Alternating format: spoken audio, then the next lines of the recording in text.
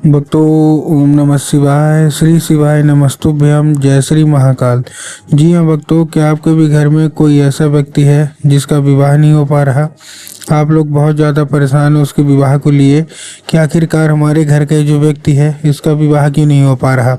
आपने हर एक प्रयास कर लिया, हर एक चीज़ कर ली, लेकिन जो विवाह है ना वो होने का नाम ही नहीं ले रहा।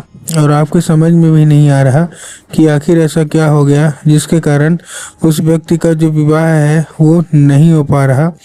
तो आपको परेशान होने की बिल्कुल भी आवश्यकता नहीं है, क्योंकि आज का जो उपाय है ना वो केवल और केवल आपके लिए उपाय है। और अगर आपने आज का ये उपाय ध्यान से सुन के अच्छे से कर लिया तो अवश्य रूप से सारी इच्छा मनोकामना जो है वो पूरी होगी ही होगी।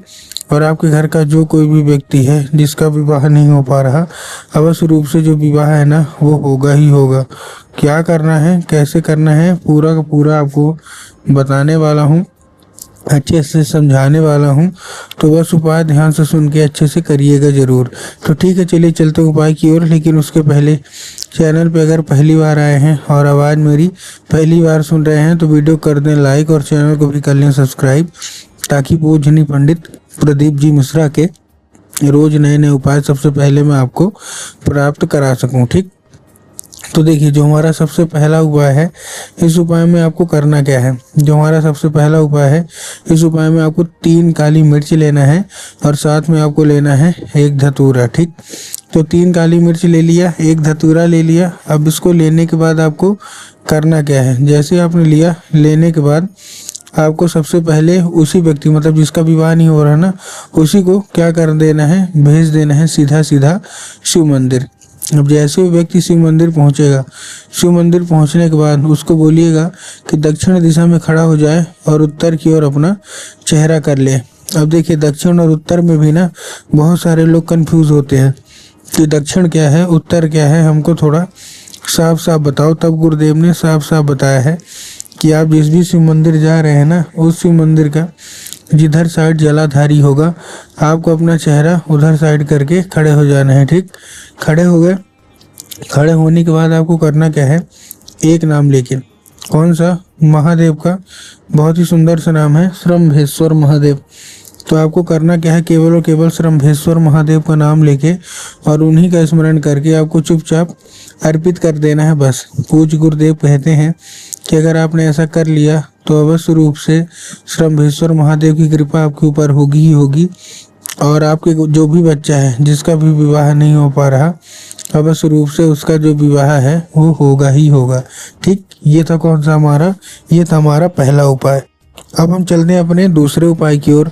इस उपाय में आपको करना क्या है, 9 समी पत्र लेना है। क्या लेना है, 9 समी पत्र। अब समी पत्र ले लिया आपने। अब देखिए, समी पत्र लेने के बाद आपको करना क्या है, जैसे आप समी पत्र लेंगे, अब सबसे पहले तो आपको भी पता होगा, पूज्य गुरुदेव भी बताते हैं कि बाबा भोलेनाथ को समी पत्र, बेल पत्र, धतूरा इत्यादि कितना ज़्यादा पसंद है। तो इस उपाय में आपको क्या करना है, चुपचाप समी पत्र लेना है, कितने, 9, और लेके उसको पहुंच जाना है कहाँ, सीधा सीधा शिव मंदिर। अब जैसे ही शिव मंदिर पहुंचेंगे, शिव मंदिर पहुंचने के बाद आपको अलग अलग अर्पित करना है। अब देखिए कहाँ कहाँ अर्पित करना है। सबसे पहले आपको क्या करना है, आपको दक्षिण दिशा में, तो ये आपको पता चल ही गया किधर साइड खड़े होना है।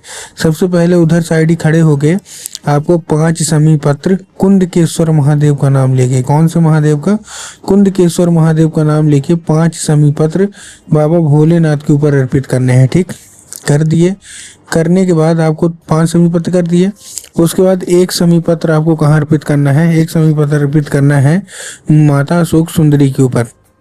देखिए, जिनको नहीं पता कि माता अशोक सुंदरी की जगह कहाँ होती है, वो ध्यान से सुनिए। माता अशोक सुंदरी की जो जगह है वो जलाधारी के बिल्कुल बीचों बीच होती है। तो आपको करना क्या है, जलाधारी के बिल्कुल बीचों बीच 1 समी पत्र जो है ना वो अर्पित कर देना है। ठीक, कर दिया। करने के बाद अब 1 समी पत्र आपको कहाँ अर्पित करना है, भगवान गणेश की जगह पे।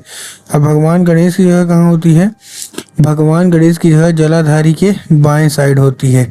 ठीक, तो टोटल कितने मतलब आपके जो समी पत्र हैं हो गए 7। 5 बाबा भोलेनाथ के ऊपर अर्पित किए, 1 अर्पित किए कहाँ आपने, 1 अर्पित किया माता अशोक सुंदरी के ऊपर, और फिर दूसरा भगवान गणेश की जगह पे। ठीक, 7 हो गए।